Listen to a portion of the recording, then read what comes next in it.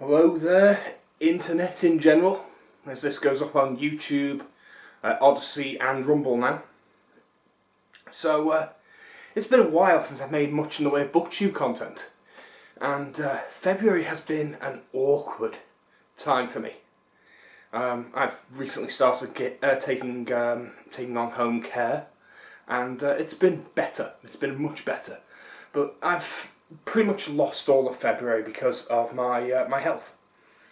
That said, I am hoping to get back into the swing of making some videos, and I think that the booktube community has had a few interesting things happen in it that I'd like to talk about.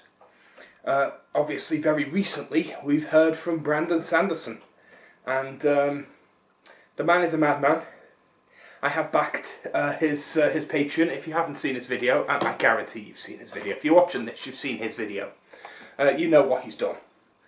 Now, he has not been the most prolific writer. That honour goes to George R.R. Martin, who has written way more. After all, George R.R. Martin wrote all of the lore for Elden Ring. And as we know, writing all the scraps of lore for Elden Ring is way more than writing 5 secret novels, as well as the 3 contractual novels that you've been writing in the last 3 years. I wish George R.R. Martin had even a tenth of the output that Brandon Sanderson has, in fact. But yeah, I've not started Elden Ring, by the way. But yeah, February has been kind of a lost month. I've spent the last week of it largely playing Horizon. This, I imagine you saw coming, because everyone is playing this, or they're playing Elden Ring, depending on if they're a Sony player or not. If they're PlayStation fans, they're playing Horizon. If they're not, they're playing Elden Ring. And if they're superhuman, they've already finished Horizon and have started Elden Ring.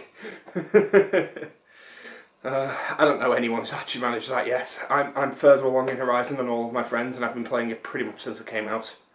I've put over 70 hours into it. I've been playing it that much since it came out.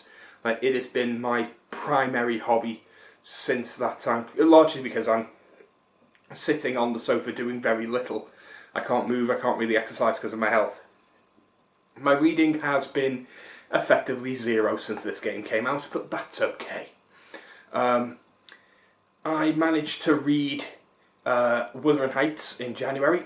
That was an experience, and it's one of those experiences that I think I want to reflect on more, especially as I was supposed to be reading Moby Dick for February, and I have read very little of it. It's not quite the same level of challenge that Wuthering Heights was, but I think that it proves an issue, and that's something that I've always felt. Booktube doesn't account for, and that is that reading is a skill. It's a skill like many other things. Video games are a skill. If you were playing this game and you have the same skill as me, you will get through this game, you'll get the Platinum Trophy, and you will have no issue whatsoever. But if you're new to video games, this is going to be way too hard for you. And this is not a hard game. This is not a Souls game. Elden Ring, this is a hard game. I mean, I know this and I've not even played it. I know this because I know what the publisher's like. I know that going into Elden Ring, it is going to be ball-bustingly hard. And I know this because I've played Bloodborne, I've played Dark Souls, I've played Demon Souls. I know what to expect. I've only played 3 of their previous games in this semi-franchise, sort of half-continuous connection. I've not played Sekiro and not played Dark Souls 2 and 3. I did play the Armored Core series, which was From Software's series before Dark Souls, and I prefer Armored Core. I kind of wish they'd bring Armored Core back. It was one of my favourite games. But yeah, the fact is, if you're good at video games, it's very clear that you're good at video games. And that skill can be displayed on a screen very, very comfortably. If you're good at reading, it's hard to show that off. If I hand someone 2 books and go, who's the better reader? You can't tell. It's all internal. It's all comprehension and emotional resonance. If I read a page of a book and I can visualize what's happening on that page, I understand all of the words, I understand the metaphor, I experience the emotional resonance that's built into the actions and the imagery in the words on that page, and someone else reads it and they only understand what happened in the narrative, then I'm a better reader than that person. I think that this skill of reading is often downplayed. And the skill is one that needs to be considered when it comes to reading classics. Because I think that there are levels to this skill in reading. There is base level, you can read. You are literate. Like, I'm going to be starting with the bottom of this skill being you are literate. So obviously we have illiteracy, which is right at the bottom. And then we have like semi-literate people who are learning English as a second language, or children who are still learning, or people who just happen to be illiterate who never learned, which are very rare in the modern day, but I'm sure some still exist. Then you have literate, someone who can read day to day. If you give them a menu, they can read the menu. If you give them a computer program, they can navigate through and they can make the program work. They may need to look up a technical term, but they can read. That's the baseline. Once you've got to that, you can function in society. And that really is the base. That is the bottom rung when it comes to literature.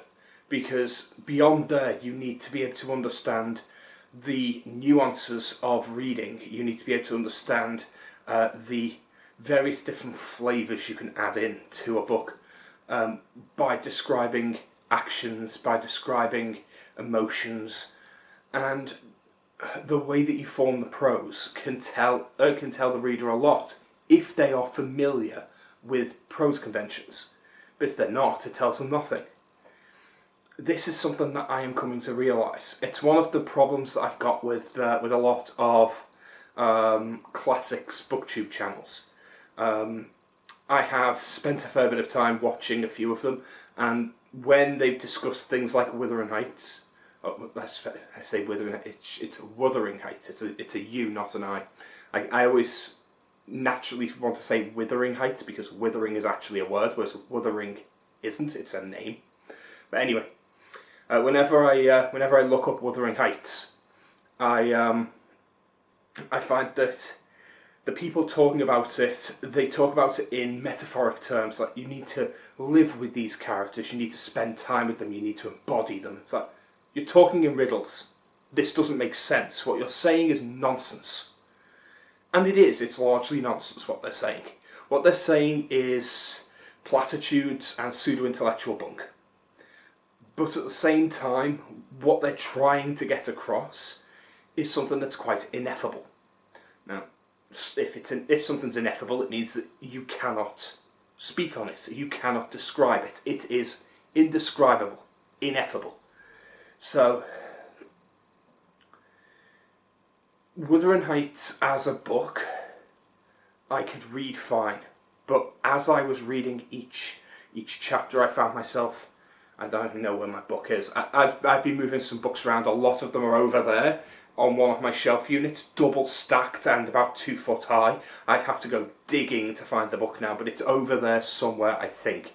Or it might be back on my bookshelf in the classic section. I'm not sure, but I'm not going to get up and find it. But as I was reading back through my book, I realised that I recognised every word. I understood every word.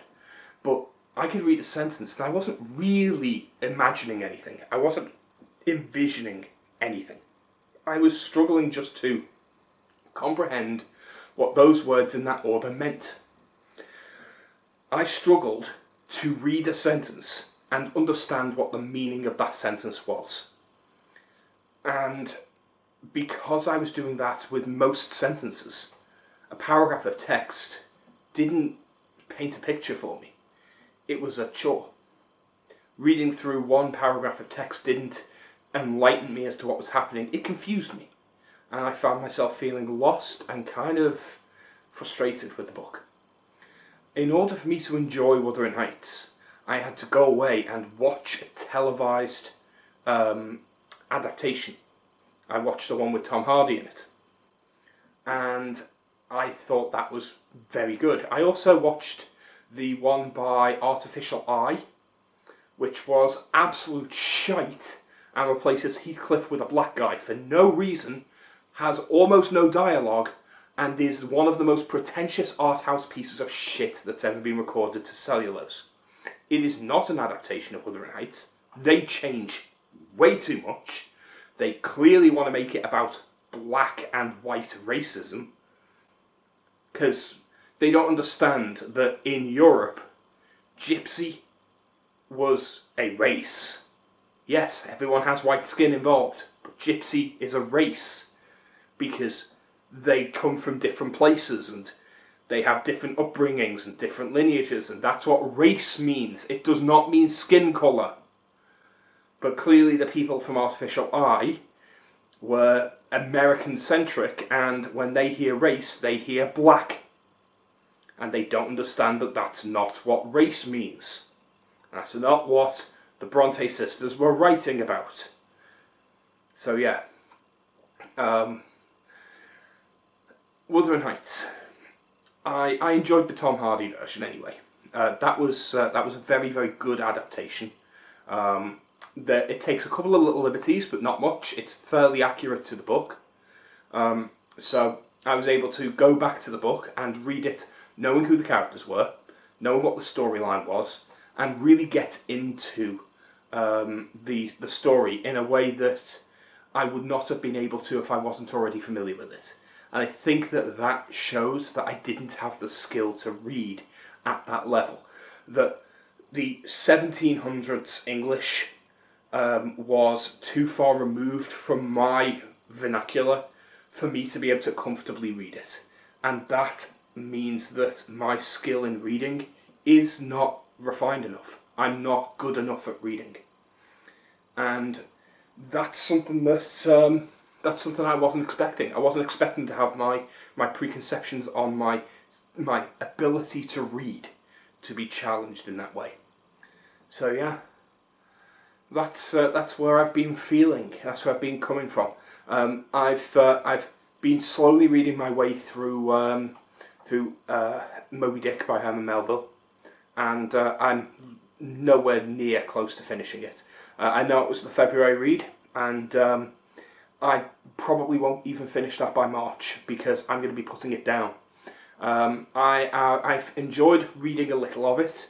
I'm getting to grips with it, but I'm going to move on to March's reads, which is Something Wicked This Way Comes and a reread of A Game of Thrones. Because I want to enjoy my reading. I don't want reading to be a chore. The problem with Moby Dick is there aren't really any proper film adaptations that aren't a massive pile of crap. So there's nothing that I can do to familiarise myself with the story so I can go in already knowing what to expect. So I can go in with a vision already in my head that I can build on. So instead, what I'm going to have to do is I'm going to have to train the muscle that is the brain. I mean, it's not a muscle, but you get what I mean. Train my brain into being able to read more consistently by simply reading more. And hopefully by the time I finish Moby Dick, I will be able to go through it comfortably and read it without any issues. It is a much easier read than Wuthering Heights, which I found a page of Wuthering Heights was not just a challenge, an active chore to read through for me. The levels of reading I've found is obviously middle grade, which is designed to be read by children. Very easy to read, very simple. Anyone can jump in and read a middle grade book without any problems. Then there's YA. YA is designed to be read by young adults. So we're looking at teenagers. Teenagers are supposed to be able to read this. So it is functionally designed to be read and enjoyed by someone with a basic high school education. And that's not to denigrate the stories within. YA, whilst it does have a lot of terrible tropes, can have great stories. I've read all 3 of the Hunger Games books and I thoroughly enjoyed them. The reason I enjoyed them is because the story is a good story. It doesn't matter that it's read to be readable by a 15-year-old with relative ease. What that means is that the story is very approachable. It's very easy to imagine what's happening. So that's where we're at with YA. Next would be your traditional adult fantasy, adult thriller, things along those lines. And then I would say a step above that would be sci-fi. I find sci-fi is generally harder to read. It's usually more technical. It's usually more involved. I would say epic fantasy is up there as well because there's usually a lot more characters. So there's a difference between some adult fantasy, adult horror, adult thrillers, and epic fantasy where there's dozens of characters. I would say there's a difference in what to expect there in the structure and the amount that you need to keep track of. But again, prose matters. And I would argue that Brandon Sanderson has very approachable prose. Way of Kings is a massive epic fantasy, but I think that pretty much anyone who can read at an adult level can easily read Way of Kings without any problems because of the prose. So I think it is largely dependent on the individual book when it comes to things like fantasy. Sci-fi is usually more complex and usually harder to get into. Classic sci-fi is harder again because it tends to use anachronistic terms. It's often drier, it has less character, less action. It's more technical and it's more theoretical, it's more contemplative. So that's the level we're going up in, and then right at the top is most classics. And I would then say translated classics is probably even higher then, because then you've got it through the lens of a translator. So something like Les Miserables, War and Peace, Crime and Punishment, those kinds of books are going to be, because they're going from French or Russian into English, they're going to be much harder again, because if they've been translated literally, you've then got another layer to get through before you get to the meaning or the allegory that the original author wanted. And of course it depends whether or not you've got a good translation.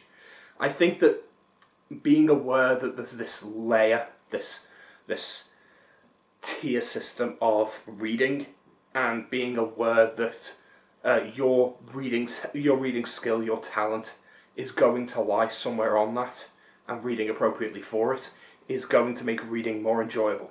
So whilst I still intend to keep to my 2022 goals, and I still want to read more classics, I'm not going to hold myself to them with an iron grasp. If I find that I can't read them, if I find that I'm struggling to enjoy them, I will read my modern read for that month. I will try the classic, and if the classic isn't gelling with me, I will put that down to I'm not ready for it, and I will read other stuff around it to try and build up my skill to practice reading. And I'm going to try to read things that are outside of my comfort zone. I'm used to certain things.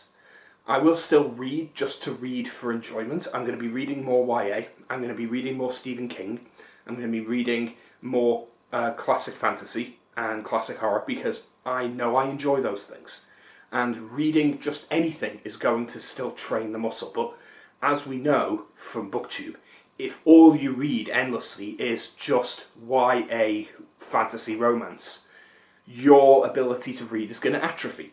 And all you will ever be able to read is going to be YA fantasy romance, because if it doesn't follow the structure that you have zeroed in on, you're not going to know what to do with that story. Like, there are a lot of people who are even in their late 20s, maybe even early 30s, who have read so little of anything outside of their little YA bubble that I think that they physically can't read other things, and I don't want to be that person.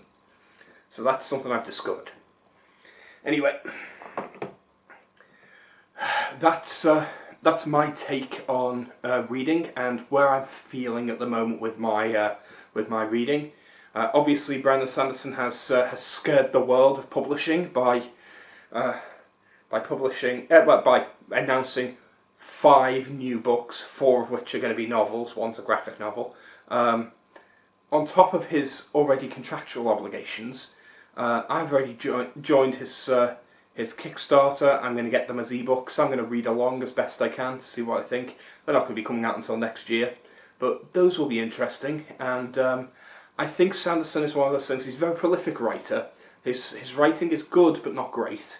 But he is consistently very good. So he's not great, but he's not bad. He's consistently very good, but he has so much that you can never be without a decent read. So if you read a lot, Sanderson is the perfect person for you to get into. I don't think he's one of the best out there, but I do think that he is well worth your time, and I do enjoy what he's written so far. So I'm going to spend a bit of time reading some more of his books when I can fit them in. But yeah, that's my BookTube update. I know it's been a little bit rambly. I know it's not much given that I've barely updated BookTube this year. But I wanted to put something up so that you know I'm not abandoning reading as a hobby. I'm still reading, I'm still enjoying reading, and I still want to be an active part of BookTube. But at the moment my video production is focused in another area, which you may have noticed. I've recently put up my first video in my guide to 2D platformers. I've got more videos of like that coming. I've been gathering gameplay footage for them. I'm really enjoying putting them out. I've got another 5 videos in that series planned, and I've been gathering the footage for them. They take a long time to edit and render, so even though I can record them, they can take 3 or 4 days from recording to actually putting them up. So the next one is already recorded and ready, but it's still not up yet because I still need to edit and render that video. This video will take almost no time at all to edit and render, because other than maybe cutting out the odd which I do on occasion, but even then I probably won't bother with this video because I've been fairly consistent with what I wanted to talk about. I've discussed what I wanted to talk about, and I kept pretty much on topic, so I don't think there's much for me to cut out. There will be maybe 2 or 3 jump cuts for me to do in this video.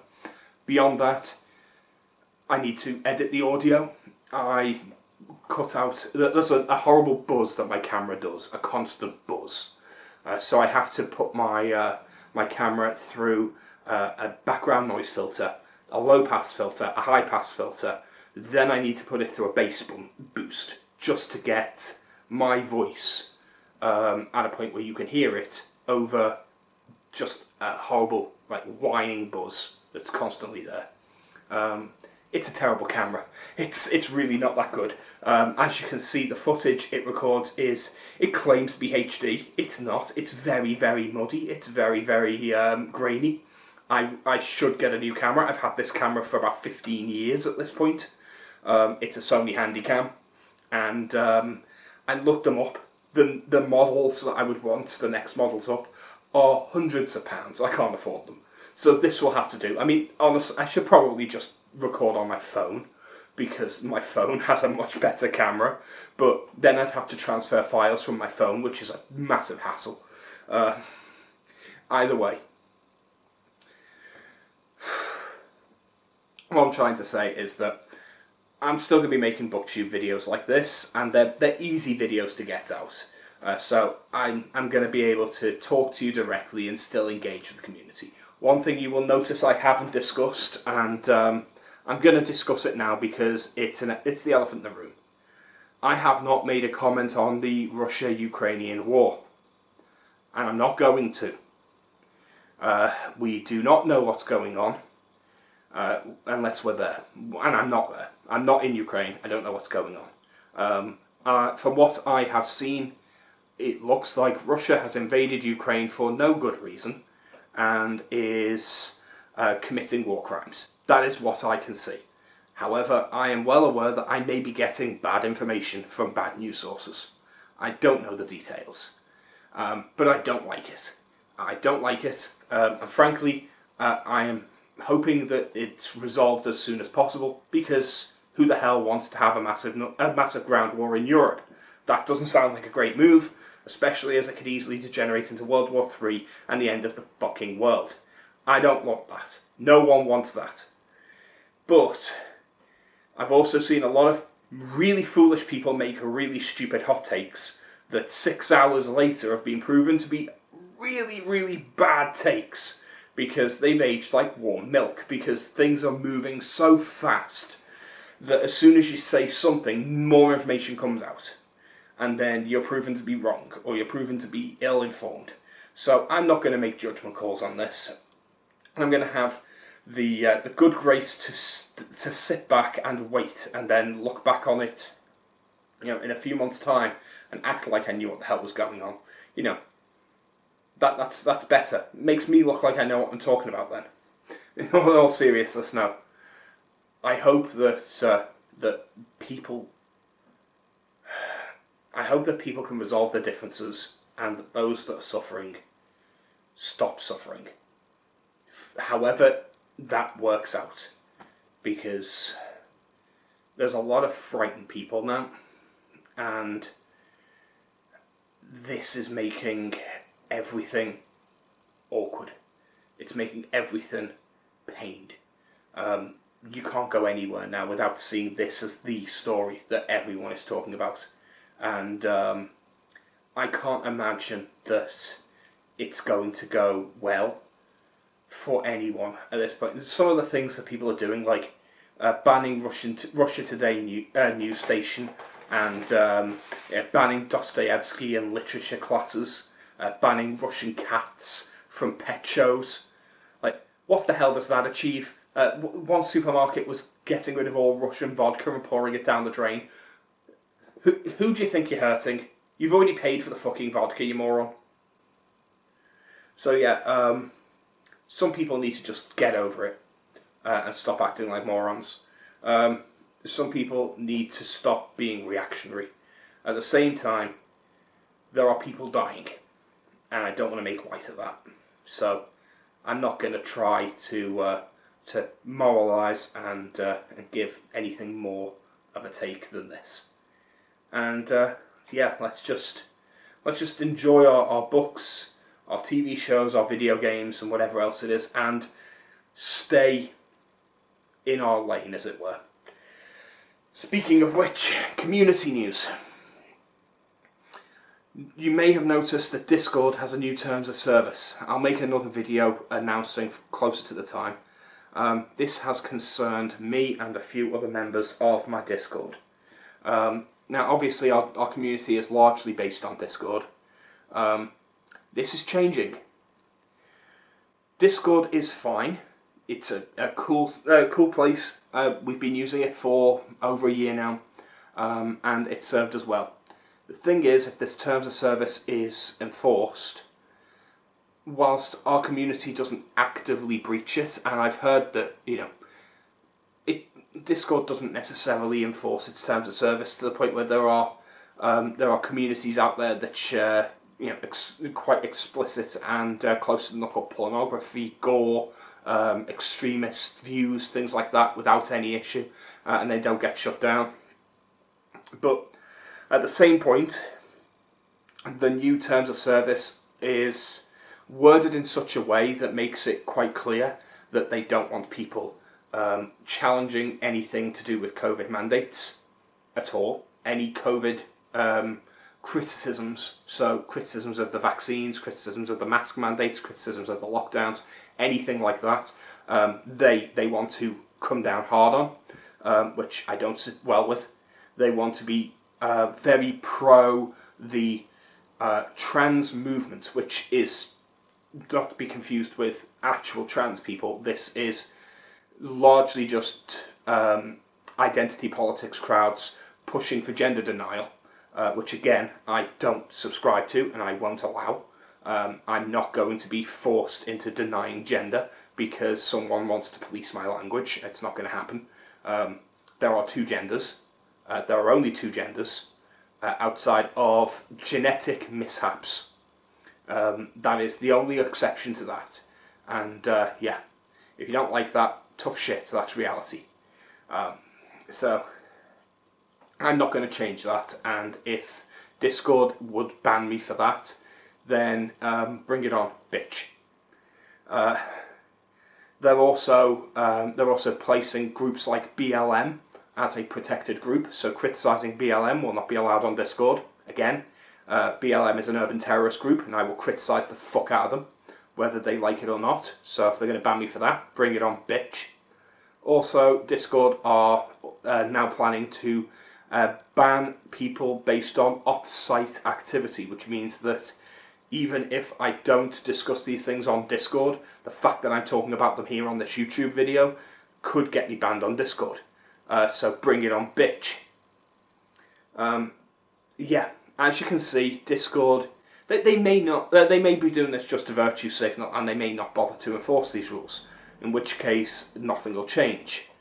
But at the same point, they might, and I'm not going to just wait around and see what happens.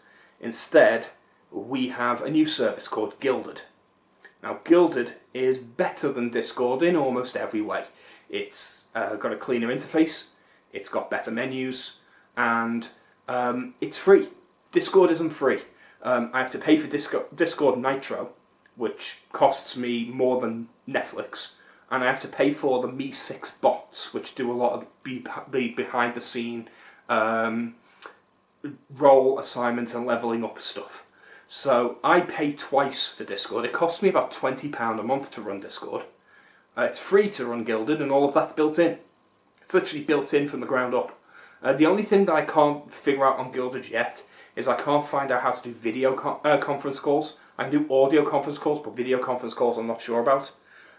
That's not a big issue. I'll figure that out. I know it's in there because I've heard, I've looked it up, and people have mentioned that you can video chat on Guilded. I just don't know where the options are or how to set up a video chat room. But you can do streaming rooms, video chats, there's loads of different groups. So, in the description below is not going to be a link to our Discord, but a link to our Guilded community. I'm going to be moving everything over to Guilded over the next week or two, and slowly phasing out Discord. The Discord's not going to be closed, simply because people are likely to find the old videos, they're going to click through, they're going to wind up in the Discord, and we're going to need to ferry them over to Guilded anyway. And on the off chance that Guilded closes down or turns out to be worse than this Discord terms of service, because Guilded could do the same thing and decide to be an authoritarian prick themselves, we can always go back to Discord. But as it stands, Guilded is the better option. It's free, so it saves me money. It seems to have a better interface.